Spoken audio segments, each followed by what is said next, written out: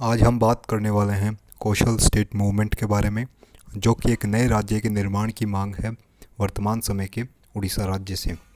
इस टॉपिक में हम बात करेंगे इस मूवमेंट के बैकग्राउंड के बारे में कि क्या रीजंस हैं जिनकी वजह से मूवमेंट स्टार्ट हुआ, कौन कौन सी टाइमलाइंस के थ्रू ये मूवमेंट गुजरा और वर्तमान समय में क्या स्थिति है और भविष्य में इसका स्टेटस क्या हो सकता है। तो इस वीडियो को आप अंत तक देखिए। हम पहले बात करेंगे जब भारत देश 1947 में आज़ाद हुआ। जब भारत का संविधान बन के तैयार हुआ तो उसके फर्स्ट आर्टिकल में इंडिया को बताया गया कि ये एक यूनियन ऑफ स्टेट है, अर्थात ये राज्यों का एक समूह है।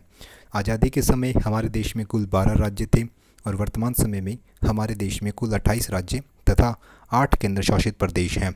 आप आसानी से देख सकते हैं कि राज्यों की संख्या में बढ़ोतरी हुई है, काफ़ी सारे नए राज्य बने हैं, पर कौन कौन से फैक्टर्स होते हैं, की फैक्टर्स होते हैं जिनकी वजह से एक नए राज्य का निर्माण भारत सरकार करती है। अभी आपके सामने है स्टेट रीऑर्गेनाइजेशन एक्ट 1956। इसमें ये बताया गया कि एक भाषा जो होती है वो मुख्य आधार रहेगी एक नए राज्य के गठन के लिए। सबसे पहली पिक्चर जो आप देख पा रहे हैं वो बताती है कि किस प्रकार पहले बिहार एंड उड़ीसा प्रोविंस हुआ करता था और उसमें से उड़ीसा प्रोविंस को भाषा के आधार पे अलग किया गया। आप जो ये रेड डॉट देख रहे हैं ये एरिया उड़ीसा प्रोविंस का है।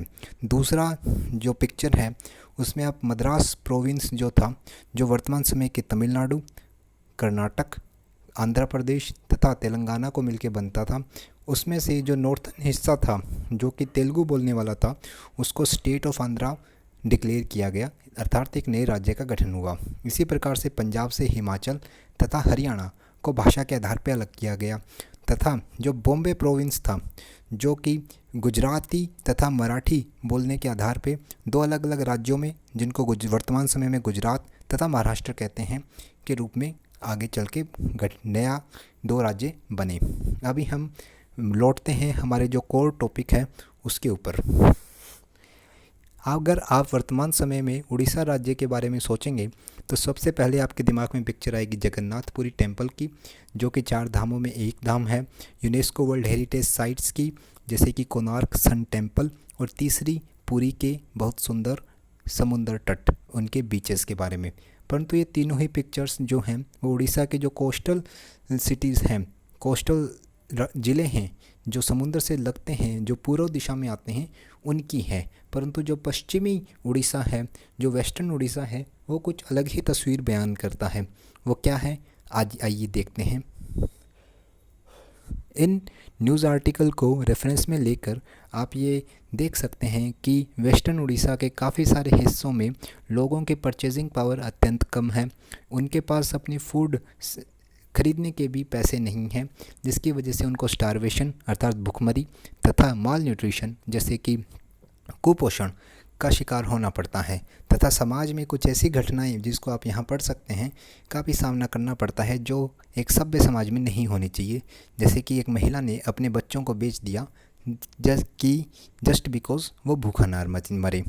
इन सब वजहों को देखते हुए उन वेस्टर्न उड़ीसा के लोगों के सोशल अपलिफ्टमेंट के लिए, फाइनेंशियल बेटरमेंट के लिए एक नए प्रदेश की मांग उठी जिसको कोशल राज्य कहा जाता है। इस राज्य की मांग को लेके कौन कौन से वजह थी इसके बारे में हम अभी चर्चा करते हैं। प्रमुख वजह जैसे कि मैंने आपको बताई वो है गरीबी। कालाहांडी जैसे क्षेत्रों को, जिनको हंगर बेल्ट कहा जाता है अर्थात भूख पट्टी, इनमें से काफ़ी सारे ज़िलों की जो कुल आबादी है उनमें से 60% से अधिक आबादी गरीबी रेखा से नीचे की है। दूसरी जो आधार है वो भाषा का, जैसे कि मैंने आपको स्टेट रीऑर्गेनाइजेशन एक्ट 1956 में बताया कि भाषा को मुख्य आधार माना जाता है। ये जो आप टेबल देख रहे हैं इसमें आप उड़िया भाषा तथा संबलपुरी भाषा की तुलना कर सकते हैं, जिसमें आप देख सकते हैं किस प्रकार से फ़ॉन्ट तथा प्रोनाउंसिएशन थोड़ा अलग अलग है, वो सेम नहीं कह सकते। इस वजह से ये भी एक डिमांड चल रही है कि संबलपुरी भाषा को जो भारतीय भाषाएं हैं 8th स्केड्यूल में, उनमें इसको शामिल किया जाए। और तीसरी जो वजह है वो है इंडस्ट्रियलाइजेशन एंड एनवायरनमेंट डिग्रेडेशन। काफ़ी सारे माइनिंग के प्रोजेक्ट्स वहाँ चलते हैं वेस्टर्न उड़ीसा में, जिसकी वजह से ट्राइबल डिस्प्लेसमेंट होता है। और जो इवन जो स्टेट एसेट्स हैं जैसे कि हीराकुंड डैम हो गई, तो उसके पानी पे 8 से अधिक ज़िलों के किसान निर्भर करते हैं अपनी सिंचाई के लिए। परंतु वो ये ब्लेम करते हैं गवर्नमेंट पे कि गवर्नमेंट बायस्ड है टुवर्ड्स इंडस्ट्री, तो उस वजह से जो ओवरऑल क्रॉप प्रोडक्शन है और सॉइल फर्टिलिटी है वो डिग्रेड हो रही है। और वहाँ के लोगों की जो लोकल्स लोग हैं, जो वहाँ के इंडिजीनियस ट्राइब हैं, उनकी डिमांड वो पूरी नहीं कर पा रहे और वो स्टेट पे डिपेंड करते हैं अपनी फूड सिक्योरिटी के लिए। इस मूवमेंट की अगर हम शुरुआत देखें तो ये पहले एक समय था जिस समय झारखंड की जो रूलिंग पार्टी थी उसने डिमांड किया कि उड़ीसा के सुरेंद्रगढ़ तथा संबलपुर ज़िलों को झारखंड में शामिल कर दिया जाए। तब प्रेम कुमार दुबे जी ने ये प्रस्ताव किया स्टेट को कि वो किसी भी नेगोशिएशन को स्टार्ट ना करें तथा इन दोनों ही ज़िलों को उड़ीसा में रहने दें, और ये भी प्रपोज़ किया कि एक नए प्रदेश का कौशल प्रदेश का गठन हो। उन्होंने एक कौशल भाषा का पहला अखबार जारी किया। उन्होंने कौशल सेना का गठन किया तथा काफ़ी सारे साहित्य का प्रकाशन किया, जैसे कि वाई कौशल स्टेट एंड हमार कौशली, हमार भाषा कौशली का, I hope I pronounce that right. और इन्होंने ये भी क्लेम किया कि जिस प्रकार से पंजाब को पंजाबी भाषा के आधार पे एक राज्य बनाया गया है, परंतु उसका कुल क्षेत्रफल 46,000 स्क्वायर किलोमीटर है, परंतु वेस्टर्न उड़ीसा कौशल प्रदेश जिसको वो प्रस्तावित कर रहे हैं उसका कुल क्षेत्रफल 76,000 स्क्वायर किलोमीटर है तथा उसकी कुल आबादी 1 करोड़ से भी अधिक है। तो ये भी एक पोटेंशियल रखता है to become a new state.